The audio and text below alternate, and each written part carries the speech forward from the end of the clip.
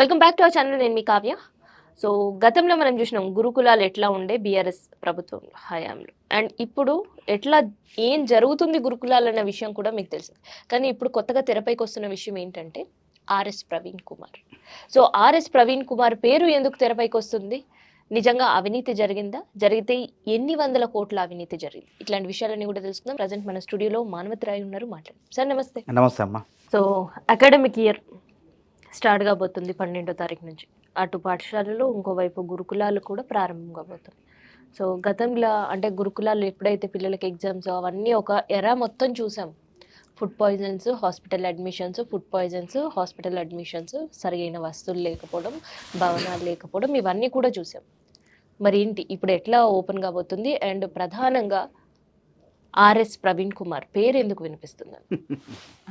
RS Praveen కుమారు ఒక వివాదాస్పద అధికారి. వివాదాస్పదే కదా, అవినీతి అధికారి. కాబట్టి ఆయన పేరు వినిపిస్తుంది. చెట్టు పేరు చెప్పి కాయలు అమ్ముకున్నట్టు గురుకులాల పేరు చెప్పి దళిత పిల్లల పేరు చెప్పేసి వాళ్ళ పొట్టలు కొట్టి ఈయన పొట్ట నింపుకున్నాడు. అది వాస్తవం. ఇవాళ ఇటీవల జరిగిన ఆడిట్లో 2017-20 వరకు నిర్వహించిన ఆడిట్లో అనేక ఉల్లంఘనలు ఉన్నాయి. నిబంధనలు పాటించకుండా కోట్లాది రూపాయల నిధుల్ని వాళ్ళ బినామీ సంస్థలకు తరలించుకున్నాడు. వాళ్ళకు ఎటువంటి అనుమతులు లేకుండా అసిస్టెంట్ కేర్ టేకర్లు, తర్వాత సిఆర్ఓ కమ్యూనిటీ రిలేషన్ ఆఫీసర్లు నియమించుకోండు. ఎటువంటి అనుమతులు లేవు. నియమించుకొని అక్కడ మెస్సుల దగ్గర మన కాంట్రాక్టులు కూడా మెస్ కాంట్రాక్టులు ఎవరు ఈ టెండర్లు పాటించలేదు. గురుకులాల్లో ఏదైనా సరే ప్రభుత్వంలో ఈ టెండర్ అనేది ఈ ప్రొక్యూర్ టెండర్ని పాటించాలి విధానాన్ని. అట్లా పాటిస్తే వేరే వాళ్ళు అనుకున్న వాళ్ళు రారు. కాబట్టి అనుకున్న వాళ్ళు గట్టబెట్టాలి, తన వర్గానికి కట్టబెట్టాలనే ఉద్దేశంతో దాదాపు గురుకులాల్లో ఉన్నటువంటి 238 గురుకులాలు కాకుండా గిరిజన దానికి కూడా ఉండేన. మళ్ళీ కొన్ని రోజుల పాటు సెక్రటరీగా ఇన్ఛార్జ్గా పనిచేసిండు. ఈ గురుకులాల్లో తన ప్రైవేట్ సైన్యాన్ని చూపించిండు ఉద్యోగాల్లో, అసిస్టెంట్ కేర్ టేకర్లుగా, తర్వాత సిఆర్ఓలు కమ్యూనిటీ రిలేషన్ ఆఫీసర్లుగా, కంప్యూటర్ ఆపరేటర్లుగా, క్లర్కులుగా ఎటువంటి పరీక్షలు పెట్టకుండా అక్రమంగా అందులో పెట్టిండు. పెట్టడం వల్ల ప్రభుత్వ ఖజానాకు దెబ్బ తగిలింది. తర్వాత గురుకులాల పిల్లలకు పోవాల్సిన డబ్బులు వాళ్ళ జేబులోకి పోయినాయి. తర్వాత స్వేరో అనేటువంటి సైన్యాన్ని ఏర్పాటు చేసిండు. ప్రిన్సిపాల్ని వేధించడం, అక్రమాలు చేయటం, బ్లాక్మెయిల్ చేయటం, వాళ్ళకు అనుకూలంగా లేకపోతే వాళ్ళని సస్పెండ్ చేయించడం, ప్రిన్సిపాల్ ఎవరైతే ఆర్ఎస్ ప్రవీణ్ కుమార్ ఉన్నాడో ఆయన వర్గానికే పదోన్నతులు ఇవ్వటం, వేరే వాళ్ళందరిని అణిచివేయటం, సస్పెన్షన్ చేయటం, ఇట్లాంటి వేధింపులకు గురి చేసిన అధికారి ఆర్ఎస్ ప్రవీణ్ కుమార్. కాబట్టి ఆర్ఎస్ ప్రవీణ్ కుమార్ పైన విచారణ జరుగుతుంది. ఇది ఎట్లుందంటే జిఎస్టీ ఏదైతే అవినీతి ఉన్నదో 1400 కోట్ల అవినీతి సోమేష్ కుమార్ చేసిండు. ఆయనది 1400 కోట్లు అయితే ఈయన 17 నుంచి 2022-2020 వరకు చూస్తే ఈయన అవినీతి ఒక 500 కోట్లు. ఈయన అవినీతి మళ్ళీ ఈయన పెద్ద బిల్డప్, నేను నిజాయితీ పరుణ్ణి, నేను అంబేద్కర్ వాదిని అని చెప్పేసి, అంటే అంబేద్కర్ ముసుగేసుకొని అక్కడ దొంగతనం చేసినటువంటి దొంగ ఆర్ఎస్ ప్రవీణ్ కుమార్ అని చెప్పి ఇప్పుడు జరిగినటువంటి ఆడిట్లో జరిగింది. అంటే 10 ఏళ్ళు ఎందుకు జరగలేదు? కేసీఆర్కి ఈయనంత దోచుకొని కేసీఆర్ దోచిపెట్టిండు. తన బామ్మర్ది మెతుకు ఆనంద్కు క్రిట్పోక కింద నేను ఇది ఇస్తున్నా, నా బామ్మర్దికి ఎమ్మెల్యే టికెట్ మెతుకు ఆనంద్ వికారాబాద్ అట్లా టికెట్ ఇప్పించుకోండు. తన అసలు ఏ అధికారైన గురుకులాల్లో 3 సంవత్సరాలే ఉండాలి. 3 సంవత్సరాల గురుకులాల్లో ఈయన 7.5-8 సంవత్సరాలు ఉన్నాడు. అంటే అవినీతి అక్కడ గురుకులాల పిల్లల పేరు చెప్పి ఆ డబ్బులు మొత్తం కూడా కమిషన్ల రూపంలో కేసీఆర్కి దోచిపెట్టిండు. అంటే బల్లలు కొన్నా, కంప్యూటర్లు కొన్నా, టీవీలు కొన్నా 10 రూపాయలు ఉన్నదాన్ని 50 రూపాయలు చేసి మిగతా 50 రూపాయలు 20 రూపాయలు అంటే 10 రూపాయలు ఆ బల్లలు ఆ ఖర్చులకు పోగా, అంటే ఉదాహరణ నేను చెప్తున్నా, మిగతా 40 రూపాయలు సరిసగం పంచుకున్నారు గత ప్రభుత్వంలోని పెద్దలు. తర్వాత ఆర్ఎస్ ప్రవీణ్ కుమార్. తర్వాత స్వేరో బ్యాంక్, దానికి 1000 కోట్లు 2000 కోట్లు ఎట్లా వచ్చినాయో మరి అంటున్నారు. దాని మీద విచారణ జరగాలి. స్వేరో కార్యాలయం అనేది విద్యార్థి సంఘం, పూర్వ విద్యార్థి సంఘం, అది ఎక్కడ ఉండాలా? బయట ఎక్కడో ఉండాలి. బయట ఉండకుండా మాసప్ ట్యాంకులో సెక్రటరీ కార్యాలయంలో పెట్టిండి, అది ఉల్లంఘన కాదా? ఎట్లా పెడతారు? తర్వాత ఈ స్వేరోలో ఎవరైతే తన వర్గం ఉన్నారో అవుట్సోర్సింగ్ ఏజెన్సీలు, ఈ అసిస్టెంట్ కేర్ టేకర్లు, తర్వాత సిఆర్ఓలు, ఇట్లాంటి ఉద్యోగాలు, కంప్యూటర్ ఆపరేటర్ ఉద్యోగాలు కూడా తన ఏజెన్సీ ఎస్ఆర్ శంకర్ అనే ఒక ఏజెన్సీని సృష్టించి తన ఏజెన్సీ ద్వారా జీతాలు ఇచ్చి ప్రభుత్వం దగ్గర డబ్బులు తీసుకొని ఆ విధంగా అప్పనంగా దోచుపెట్టిండు ఎస్ఆర్ శంకర్. కాబట్టి ఆ ఎస్ఆర్ శంకర్ అనే ఏజెన్సీ పైన కూడా విచారణ జరపాలి. అసలు ఎట్లా దానికి ఆ రోజు పెట్టినప్పుడు దానికి అనుభవం ఉండాలి. ఎటువంటి అనుభవం లేకుండా అప్పటికప్పుడు పుట్టినటువంటి సంస్థకు 1000 మంది ఉద్యోగస్తులను అప్పచెప్పారు. వాళ్ళ జీతభత్యాలు ఇట్లా వీళ్ళిటంగా ప్రభుత్వం ఇస్తే అందులో కమిషన్లు తీసుకొని వాళ్ళకి 10,000 రూపాయలు జీతం ఉందని 15,000 జీతం ఉందనుకోండి, 10,000 ఇవ్వటం, 5,000 రూపాయలు వీళ్ళ కమిషన్లు, వాళ్ళ భత్యాలు, ఈ ప్రకారంగా వీళ్ళు నొక్కేయటం, దళారీ వ్యవస్థ. కాబట్టి దీన్ని ప్రోత్సహించిండు. దాని పేరు మళ్ళీ ఎస్ఆర్ శంకరన్, ఎస్ఆర్ శంకర్ అనే ఆయన మహానుభావుడు. తన జీవితాన్ని ఒక ఐఏఎస్ అయి ఉండి గురుకులాల అభివృద్ధికి దోహదపడి నాంది పలికిండు ఆయన. ఆయన చనిపోయేటప్పుడు చిల్లకు ఒక చొక్కాతోనే, ఒక చొక్కా ఒక జత మాత్రం బట్టలతో చనిపోయిండు. వివాహం చేసుకోలేదు. తన జీవితం మొత్తం కూడా దళిత పిల్లలకు, బ్రాహ్మణుడు అయినప్పటికీ దళిత పిల్లల కోసమే త్యాగం చేసిన మహానుభావుడు పేర ఆ సంస్థకు పెట్టి అనేక ఉల్లంఘన బాల్పడి వేల కోట్లు దోచుకున్నాడు. వందల కోట్లు దోచుకున్నాడు. దాదాపు ఇప్పుడు ఆడిటు, విజిలెన్స్ ఎంక్వైరీ చేస్తే సుమారు అంచనాలు 500 కోట్లు తెలుస్తుంది. ఇప్పుడు సోమేష్ కుమార్ ఎట్లనో వస్తువులు సరఫరా చేసినట్టు దొంగ బిల్లులు, ఇన్వాయిస్లు సృష్టించి ఏ విధంగా 1400 కోట్లు ప్రజాధన, వాణిజ్య పన్నుల శాఖలో 1400 కోట్లు ప్రజాధనానికి గండికొట్టిండ్రో, ఈ ఆర్ఎస్ ప్రవీణ్ కుమార్ కూడా ఎస్సీ ఎస్టీ సప్లాన్ డబ్బుల్ని తన జేబులో వేసుకున్నటువంటి జేబు దొంగ ఆర్ఎస్ ప్రవీణ్ కుమార్. నేను ఇప్పుడు కాదు, నేను 2017లోనే ఫిర్యాదు చేసిన, లోకాయుక్తలో ఫిర్యాదు చేసిన. ఇవాళ ప్రభుత్వం, ఇలా ఆడిట్ అనేది ఈరోజు వచ్చింది. ఎందుకంటే 10 ఏళ్ళు ఆడిట్ జరగలే. ఆర్ఎస్ ప్రవీణ్ కుమార్ని కూడా కాంగ్రెస్ ప్రభుత్వమే నియమించింది 2012లో. ఆయనంతా కూడా దొంగ అవతారం. 150 మంది అమాయకులను పొట్టన పెట్టుకోండి ఎక్సలెన్సీ పేరుతో నక్సలైట్లను గాలి చంపిండు. ఎస్సీ ఎస్టీ బీసీ మైనార్టీలను గాలి చంపిండు. చంపినందుకు వచ్చిన డబ్బులు జేబులో వేసుకున్నాడు. ఎక్సలెన్సీ పేరు మీద ఇస్తారు, అట్లా వేసుకున్నాడు. తర్వాత వాళ్ళ భయానికి, తర్వాత పరిటాల రవి హత్య కేసులో ఎస్పీగా ఉన్నప్పుడు పరిటాల రవి హత్య కేసు నీ వల్లే జరిగిందని చెప్పి టీడీపీ కార్యకర్తలు ఆ రోజు ఎదురు తిరిగి ఆయన రాళ్లతో కూడా దాడి చేశారు. భయపడి ఏం చేయాలి అర్థం కాక ఇటు నక్సలైట్ల నుంచి ప్రాణభయం, అటు పరిటాల రవి అంచెల నుంచి ప్రాణభయంతో అప్పుడు కొప్పుల రాజు గారు మాజీ ఐఏఎస్ అధికారి కాంగ్రెస్ నాయకుడిని సంప్రదించి, తర్వాత మన దామోదర్ రాజనరసింహ గారు సంప్రదించి నేను పిల్లలకు సేవ చేస్తా అని చెప్పి గుండు కొట్టించుకొని అంబేద్కర్ ముసుగేసుకున్నటువంటి జేబు దొంగ ఆర్ఎస్ ప్రవీణ్ కుమార్. క్లియర్గా అర్థమైపోయింది. రేపో మాపో నేను చెప్తాను, తప్పకుండా ఆర్ఎస్ ప్రవీణ్ కుమార్ జైలుకు పోతాడు. సోమేష్ కుమార్ ఎట్ట పోతాడో ఆర్ఎస్ ప్రవీణ్ కుమార్ అట్నే పోతాడు. అమయ్ కుమార్ మీకు తెలుసు, రంగారెడ్డి కలెక్టర్, ఆయన జైల్లో ఉన్నాడు. ఎందుకండి వీళ్ళు చదువుకున్నది ఎందుకండి? ఈ చదువులు అవసరమా అండి? ఇన్ని వేల కక్కుర్తి అవసరమా? ఆ డబ్బులు, వీళ్ళు దోచుకున్న డబ్బులు పెడితే ఇంకా పిల్లలు భవిష్యత్తు ఉండేది. మీరు అన్నారు యూనిఫామ్లు నాసిరికమైనటువంటి యూనిఫామ్లు, నాణ్యత లేని యూనిఫామ్లు. ఈయన హయాంలో 9.5 కోట్లకు పెడితే ఆ 9.5 కోట్లు ఖర్చు పెట్టిన దానికి ఎంత క్వాలిటీ, ఎంత నాణ్యత ఉండాలా? నాణ్యత లేని యూనిఫామ్లు. తర్వాత కోడింగ్ అనే అంశం, కంప్యూటర్ ద్వారా కోడింగ్ విద్యను నేర్పేందుకు, కోడింగ్ శిక్షణ ఇచ్చేందుకు 4 స్కూళ్ళు 2 స్కూల్లో ఇచ్చేసి ఇంకా 2 స్కూళ్ళు పెట్టకుండానే, శిక్షణ ఇవ్వకుండానే 97 లక్షలు దొబ్బేసిండు. ఇది తేడతెల్లం ఆడిట్లో బయటపడింది. ఎక్కడంటే దానికి సమాధానం ఎవడెత్తపోయాడు? మరి ఎవరెత్తపోవాలి? బిల్లులు మంజూరు చేసి నువ్వే. అదేవిధంగా టెండర్ల విషయంలో ఏ అంశాలు తీసుకున్నా అనేకంగా భారీ ఎత్తున అవినీతి చేసిండు. మరి ఇప్పుడున్నటువంటి అలుగు వర్షిని పాప ఆమె మీద, ఆమె బీసీ, ఆమె బ్రాహ్మణ అంటున్నారు. ఈ విధంగా ముద్రేస్తున్నారు ఈ స్వేరోలు ఎవరైతే ఉన్నారో. అలుగు వర్షిని బ్రాహ్మణామా, ఆమె కావాలనే దళిత పిల్లని అణచివేస్తుంది, ఇట్లా మాట్లాడుతుంది అంటారు. తప్పు. ఆమె వచ్చిన తర్వాత గురుకులాల్లో అవినీతిని అంతం చేసింది. ఎవరైతే అసిస్టెంట్ కేర్ టేకర్లు నిబంధనలకు విరుద్ధంగా ఉన్నారో, అసలు అనుమతులు లేకుండా జీతభత్యాలు తీసుకుంటున్నారు, వాళ్ళందరినీ తొలగించేసి అవినీతి లేకుండా చేసింది. మెస్సుల్లో కూడా మెస్ కాంట్రాక్ట్లు ఎవరికి ఇచ్చారమ్మా? ఇది టెండర్ల ద్వారా ఇవ్వాలి. అట్లా ఇవ్వకుండా ఈయన వర్గానికి చెందిన వాళ్ళకి ఇచ్చేసి దోచిపెట్టిండు. అడ్మిషన్లలో గురుకులాల అడ్మిషన్లు రాత పరీక్షలు జరుగుతాయి. ఈయన ఉన్న కాలం ఏం చేసిండంటే, మెరిట్ వచ్చిన వాళ్ళకి కాకుండా, ప్రతిభ ఆధారం కాకుండా, అట్లా కాకుండా ప్రిన్సిపాల్ని అందరినీ బెదిరించి, అధికారులను బెదిరించి, నేను చెప్పిన వాళ్ళకే, మా స్వేరోలు చెప్పిన వాళ్ళకి అడ్మిషన్లు ఇవ్వాలని చెప్పి అసలు దాన్ని లోపభూయిష్టం చేసేసి తన వర్గానికి అడ్మిషన్లు ఇప్పించుకున్నాడు. ఈసారి మీరు అన్నారు అడ్మిషన్లు ఇవాళ ఆర్ఎస్ ప్రవీణ్ కుమార్ కన్నా 100% ఒకటి చెప్పిందండి, 100% అడ్మిషన్లు అయినాయి గురుకులు. అప్పుడు కాలే, ఇప్పుడు 100కు 100% అడ్మిషన్లు అయినాయి. యూనిఫామ్లు అన్నారు, యూనిఫామ్లు పాఠశాల ప్రారంభం ముందుకే విద్యార్థులకు అందిస్తున్నాం. మేము ముందే తయారైపోతాయి. గతంలో రేవంత్ రెడ్డి గారు వచ్చిన తర్వాత ప్రభుత్వం అంటే 29,000 పాఠశాలల్లో 26 లక్షల మంది విద్యార్థులు చదువుతున్నారు. గురుకులాల్లో 1040 వాటిలో దాదాపు లక్షలాది మంది విద్యార్థులు, సుమారు 4-5 లక్షల మంది విద్యార్థులు చదువుతున్నారు. వాళ్ళందరూ పాఠశాలలోకి వచ్చే ముందే యూనిఫామ్లు ఇస్తున్నాం, పుస్తకాలు ఇస్తున్నాం. గతంలో అట్లున్నదా? కాబట్టి ప్రతి దాంట్లో అవినీతిలో ఇవాళ అలుగు వర్షిణి గారు వచ్చిన తర్వాత పాపం ఆర్ఎస్ ప్రవీణ్ కుమార్ గారు ఆయన 3 స్కూళ్ళకే అనుమతులు తీసుకొని 2-3 తీసుకొని 4 కోడింగ్ విషయంలో ట్రైనింగ్ శిక్షణ ఇచ్చేదానికి 2టికి అమలు చేసిండు. కానీ ఇలా ఈ విద్యా సంవత్సరం నుంచి కోడింగ్ విద్య అనే శిక్షణ అనేది 238 గురుకులాల్లో అలుగు వర్షిణి ఐఏఎస్ గారు అమలు చేయబోతున్నారు. ఎవరు గొప్పండి? అలుగు వర్షిణి ఏమైనా అవినీతి చేసిందా?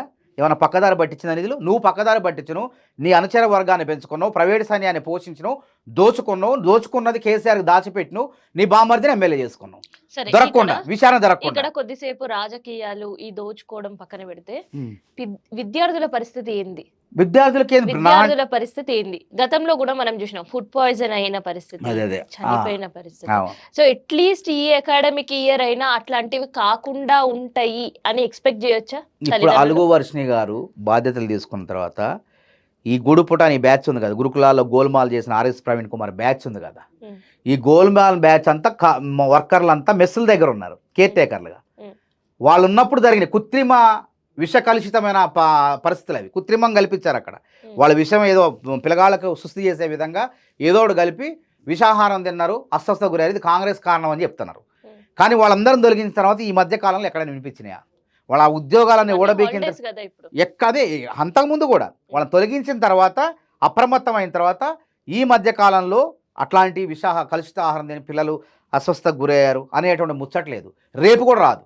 ఎందుకంటే అక్కడ ఎవరుకున్నారు, పిల్లలకే బాధ్యత, నాణ్యమైన వస్తువులు ఇచ్చేది పిల్లలే. ఎందుకంటే గతంలో హాస్టల్స్ మేము అట్లే ఉండేది, లీడర్లే ఉండి వస్తువులు నాణ్యమైన వస్తువులు ఉన్నాయో లేవో చూసుకొని వాళ్ళు, ఎందుకంటే వాళ్ళు తినేది కదా, వాళ్ళే అక్కడ పర్యవేక్షణ చేసి వాళ్ళే అప్పచెప్తారు అవినీతి లేకుండా. పిల్లలుగా ఇప్పుడు మనస్తత్వం ఎటువంటిది, చాలా నిజాయితీగా ఉంటారు వాళ్ళు. అవినీతి లేక అసిస్టెంట్ కేర్ టేకర్లు దొరికించి పిల్లలకే బాధ్యతలు అప్పచెప్పి అక్కడ అంటే వంతుల వారీగా చేసి మీరు పంచండి, మీరే పెట్టండి, ఒక రోజు ఒక్కొక్క డ్యూటీ వేసి వాళ్ళ ద్వారా వస్తువులు ఇచ్చి నాణ్యమైనటువంటి భోజనం పెడుతున్నాం. కాబట్టి గతంలో ఆర్ఎస్ ప్రవీణ్ కుమార్ హయాంలో కానీ ఇలా అలుగు వర్షిణి హయాంలో పిల్లలు డాక్టర్లు అయ్యారు, ఐఐటీలు సాధించారు, జేఈ దాంట్లో ర్యాంకులు సాధించారు, ఎన్నో ప్రయోజనాలు జరిగినాయి. కానీ కంచు మోగినట్టు కనకమ్మ మోగదు. ఆయన కంచు ఇంత చేస్తే అంత ప్రచారం, అవినీతి చేసుకుంటే మొత్తం ప్రచారం. కనకము అలుగు వర్షి అంటే బంగారం అలుగు వర్షి, ఆమె చెప్పుకోదు. అట్లా చెప్పుకోవాల్సిన అవసరం ఏంటండి? ఒక ఎస్ఆర్ శంకర్ని చెప్పుకుండా ఎస్ఆర్ శంకర్ని యొక్క చేసిన గొప్ప పనులను మనం చెప్పుకుంటున్నాం ఈరోజు. ఇలా ఆర్ఎస్ ప్రవీణ్ కుమారు చెట్టు పేరు చెప్పి కాయలు అమ్మితే గురుకులాల్లో పిల్లల పేరు చెప్పి మొత్తం కాయలు అమ్ముకున్నాడు, దాచుకున్నాడు, వాళ్ళ వర్గానికి దోచిపెట్టిండు. కాబట్టి బరాబర్ రేపో మాపో ఆర్ఎస్ ప్రవీణ్ కుమార్ మీద విచారణ అనేది ప్రారంభమవుతుంది. ప్రారంభమైన తర్వాత ఆర్ఎస్ ప్రవీణ్ కుమారు దోషినా నిర్దోషినా తేలుతుంది. ఎందుకంటే ఇలా కేసీఆర్ గారు కాళేశ్వరంలో ఆయన కార్యాలయం కట్టుకుంటే 10-20 ఏళ్ళైనా కోల్లేదు. కానీ ప్రజల సొమ్ముతో 1,02,000 కోట్లు ఖర్చు పెట్టి కట్టిన కాళేశ్వరంలో మేడిగడ్డ, సుందిళ్ళ, అన్నారం భూమిలో కుంగిపోయినాయి, 6 అంగుళాలు పొంగిపోయినాయి. మరి నీ ఫామ్ హౌస్ ఎందుకు గోల్లేదు? నీ ఫామ్ హౌస్కి ఎందుకు గోడకు నెర్రలు బారలేదు? నీ నమస్తే తెలంగాణ కార్యాలయానికి గోడలకు నెర్రలు ఎందుకు బారలేదు? ఈ కాళేశ్వరం ప్రాజెక్టు నాసిరకం పనుల మూలంగా, కమిషన్ల కక్కుర్తిపడి నాసిరకం పనుల మూలంగా అది ప్రాజెక్టు కూలిపోయింది, కూలేశ్వరంగా మారిపోయింది, తెలంగాణ ప్రజలకు దుఃఖదాయకంగా మారిపోయింది. ఈ విధంగా ప్రజాధనాన్ని కాజేసి మీ యొక్క పార్టీ ధనాన్ని, బీఆర్ఎస్ పార్టీ ధనాన్ని పెంచుకున్నారు అనే ఉల్లంఘన స్పష్టంగా కనపడుతున్నాయి. ఆ ప్రాజెక్టు కట్టడం వల్ల ఎవరికి ఉపయోగం లేదు. ఎందుకంటే తెలంగాణ ప్రజల దుఃఖదాయని అని అంటున్నా. దామోదర్ నది బెంగాల్ దుఃఖదాయని అయితే తెలంగాణ ప్రజల దుఃఖదాయని ఈ కాళేశ్వరం. ఈ కాళేశ్వరం కట్టడం వల్ల ఇప్పటివరకు ఎన్ని వేల ఎకరాలకు నీళ్ళు వచ్చినాయి? 50,000 ఎకరాలకి నీళ్ళు వచ్చినాయి. ఆ ప్రాజెక్టు నడిచినా దుఃఖమే, నడవకపోయినా దుఃఖమే, కష్టమే. ఎందుకంటే ప్రాజెక్టు నడిస్తే ఎకరాకు పంట దిగుబడి 30,000 వస్తుంది సరాసరి.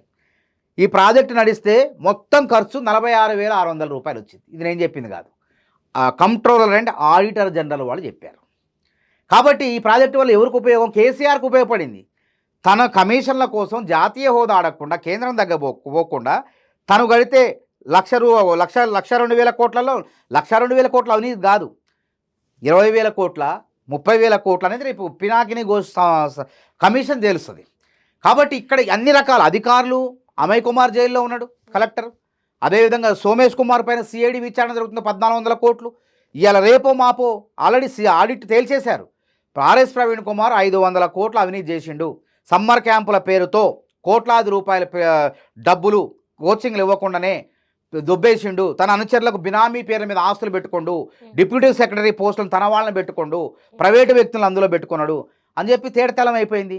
కాబట్టి ఎప్పుడు కూడా అమ్మ దొంగతనం అనేది ఎప్పుడు కూడా దాగదు, ఏదో ఒక రోజు బయటకు వస్తుంది, అది పాపం బండాల. కాబట్టి ఆయన ఇన్ని ఎత్తేందుకు వేసిండు? ఈ అవినీతి ఎప్పుడో ఒకసారి బయటపడిద్ది. కాబట్టి ఏం చేయాలని రాజకీయ అవతారం ఎత్తిండు కేసీఆర్ గారు. ఆయన బీజేపీలో బీఎస్పీలో పంపించి కాంగ్రెస్ పార్టీ ఓటు బ్యాంక్ చీల్చు, అట్లా రాజకీయంగా మనకు లాభం జరుగుతుంది, మళ్ళీ మనం అధికారంలోకి వద్దాం, అప్పుడు చూద్దాం, నువ్వు అక్కడ నేను ఇక్కడ, నేను కొట్టినట్టు చేస్తాను, నువ్వు ఏడిచినట్టు చెయ్యి అని ఇట్లా ఒప్పందంలో భాగంగా ఆర్ఎస్ ప్రవీణ్ కుమార్ కేసీఆర్ ఒకటై అట్లా విడిపోయినట్టు బీఎస్పీలో పంపించి ఎంతోమంది పాపం బీఎస్పీ పార్టీ అభివృద్ధి కోసం సేవ చేస్తే నిన్న కాక మొన్న వచ్చిన ఆర్ఎస్ ప్రవీణ్ కుమార్కి ఎట్లా ఇచ్చారు బీఎస్పీ అధ్యక్ష పదవి? అంటే అక్కడ ఏదో వేల కోట్ల 100 కోట్ల రూపాయలు ఆడికి ఇచ్చేసి అధ్యక్ష పదవి తెచ్చుకున్నాడు అక్కడ. ఈ గురుకులాల సొమ్మే అధ్యక్ష పదవి. ఎంతోమంది ఉండగా ఈయనకెందుకు ఇచ్చారు అసలు? ఈయన ఐఏఎస్ ఐపీఎస్ అయితే మాత్రం ఈయనకి ఇస్తారా? దానికి త్యాగం ఉండాలి. కాంశీరాంలో ఒక త్యాగం ఉన్నది, ఇచ్చారు. అట్లా త్యాగం లేకుండా నువ్వు అమ్మటే రాంగలోనే నీకు పదవి ఇచ్చారంటేనే ఎప్పటి నుంచో పనిచేసేవాళ్ళు ఆయన కింద పెట్టి ఈయన్ని అధ్యక్ష పదవి చేశారంటే క్లియర్ కనపడుతుంది. కవిత కల్వకుంట్ల కవితనే బయటకు వచ్చి అవును బీజేపీ బీఆర్ఎస్లో విలీనం కాబోతుందని కావచ్చు, ఇట్లాంటి మాటలన్నీ అసలు పార్టీలో చీలికలు మొదలైనవి అనుకోవచ్చా? అదంతా కృత్రిమమైనటువంటి మాటలు. కృత్రిమంగా విడిపోయారు వాళ్ళు, సహసిద్ధంగా విడిపోలే. వీళ్ళు ప్రజల్ని బురిడి కొట్టిస్తున్నారు. బీఆర్ఎస్ పార్టీకి ప్రజల్లో పోవడానికి ముఖం లేదు కాబట్టి ఏం చేయాలా? ఇంకో ముఖం కావాలా. ఆ ముఖం అనేది బయట వ్యక్తులైతే మళ్ళీ వీళ్ళకి ఎదురు తిరిగితే ప్రమాదం. కాబట్టి కవితను నేను కొట్టినట్టు చేస్తామా, నువ్వు ఏడిచినట్టు చేయి అని చెప్పి బయటికి నెట్టారు. వీళ్ళే నెట్టేసి ఏదో వివాదం ఉన్నట్టు చేస్తున్నారు. ఏదో వివాదం ఉంది వీళ్ళ మధ్య, కవిత విడిపోయింది, వేరుకుంపడ పెట్టింది అంటున్నారు. ఈ కోణంలో కూడా ఆలోచించాలి. ఇంకొక కోణం ఏంటంటే వాళ్ళ ఎక్కడైనా ఈ తగాదాలు ఎక్కడొస్తాయి? శత్రువులు అనేవాళ్ళు, రాజా రమేష్ సినిమాలో ఒక డైలాగ్ ఉన్నది, శత్రువులు అనేవాళ్ళు ఎక్కడో, ఆయన పేరు రావు రమేష్, శత్రువులు అనేవాళ్ళు ఎక్కడో ఉండరమ్మా, మన ఇంటి పక్క మన పక్కనే అక్క చెల్లెల రూపంలో ఉంటారని రావు రమేష్ గారు ఒక చక్కటి డైలాగ్ చెప్పిండు. ఒకవేళ ఆ విధంగా అనుకుంటే ఈ యొక్క డైలాగ్ దానికి అనువర్తించుకోవచ్చు. శత్రువు కేటీఆర్కి ఎక్కడ ఉంటారు? శత్రువు తన చెల్లె ఉన్నది కాబట్టి కుటుంబ సభ్యులే. ఆస్తి తగాదాలు ఇక్కడ ప్రధానంగా వేల కోట్లు చెప్పిన కదా, వేల కోట్ల రూపాయలు ఇలా కేసీఆర్ దగ్గర ఉన్నది. దానికి వారసుడుగా కేటీఆర్ గారిని ప్రకటించారు. కవితకి ఏమీ లేదు కాబట్టి ఆ కోపంతో కూడా వచ్చిందనుకోవచ్చు. ఇంకో రకంగా అట్లా అనుకోవచ్చు. జాతరలో జేబు దొంగలు ఉంటారు కదా, జాతరలో జేబు దొంగలు ఏం చేస్తారు? వాళ్ళంతా ఒక 10 మంది బ్యాచ్ ఉంటారు. 10 మంది బ్యాచ్ విడిపోయి అక్కడక్కడ గుమ్ము కొడతారు. ఒక ఇద్దరు కలిసి బాగా కొట్టుకున్నట్టు గుద్దుకున్నట్టు నటిస్తుంటే జనం మొత్తం పోగా చూస్తారు, ఏం జరుగుతుందని ఇటు తొంగి చూస్తుంటారు. తొంగు చూసే సమయంలో మిగతా దొంగలందరూ కలిసి ఇలా ప్రజల జేబుల్లో పర్సులు మాయం చేస్తారు. వీళ్ళు కూడా కొట్టుకున్నట్టు నటిస్తున్నారు. ప్రజల జేబుల్ని మరొకసారి పర్సుల్ని మాయం చేసేందుకు నటిస్తున్నారు. ప్రజల్ని మరొకసారి బ్రూడీ కొట్టించేందుకు ప్రయత్నాలు చేస్తున్నారని చెప్పి నేను ప్రధానంగా నమ్ముతున్నా. సరే, రెండో అంశం ఆస్తి తగాదాలు కావుతాయి. పెద్దగా అంత పట్టించుకోవాల్సిన అవసరం లేదు. ఇప్పుడు ఆస్తి తగాదాలు ఎట్లయినా వస్తాయి, చట్ట ప్రకారం వస్తాయి, పెద్ద చేయాల్సిన అవసరం లేదు. కాబట్టి దీని వెనక గూఢార్థం ఇట్లా ఉన్నది. వాళ్ళు ఒకటే. అసెంబ్లీ రౌడీలు విడిపోయి కొట్టుకున్నట్టు, మర్డర్లు చేస్తున్నట్టు జనాన్ని దృష్టి మళ్ళీ జేబు దొంగల వ్యవహారం వీళ్ళంతా. కాబట్టి దీన్ని నమ్మటానికి వీలు లేదు. ప్రజలు కూడా ఆయన నమ్మరండి. 100 కోట్ల కేసులో జైలుకు పోయొచ్చి ప్రజలందరూ జైలుకు పోయినట్టే నవ్వుతారన్నా. కాళేశ్వరం ప్రాజెక్టు కట్టి అందులో వేల కోట్లు దొబ్బి ప్రజలందరూ నోటీసులు ఇచ్చినంటే నవ్వుతారన్నా. ప్రజలకి ఏం సంబంధం అంటన్నా? ప్రజలకి ఏమైనా ఇచ్చారా మీరు? ఏమిచ్చారు? ప్రజల తరపున కట్టిన ప్రాజెక్టే కట్టలేదు, అందుకే జైలుకు పోతున్నారు మీరు. 100 కోట్లు ఢిల్లీ ప్రభుత్వాన్ని మోసం చేసినందుకు, అక్కడ ప్రజల ఆస్తులు దొబ్బినందుకు మిమ్మల్ని జైలుకు పంపించారు. మీరు ప్రజలకు ఏమైనా వాటాలు ఇస్తే ప్రజలకు సంబంధం ఉంటుంది. ప్రజలకు అన్నం పుణ్యం తెలియదు, ప్రజలకు సంబంధం అని ఈ విధంగా మీరు మాట్లాడితే ప్రజలు మిమ్మల్ని నమ్మటానికి గొర్రెలు కాదని చెప్పి మీ ఛానల్ ద్వారా చెప్తున్న వారికి. Thank you sir.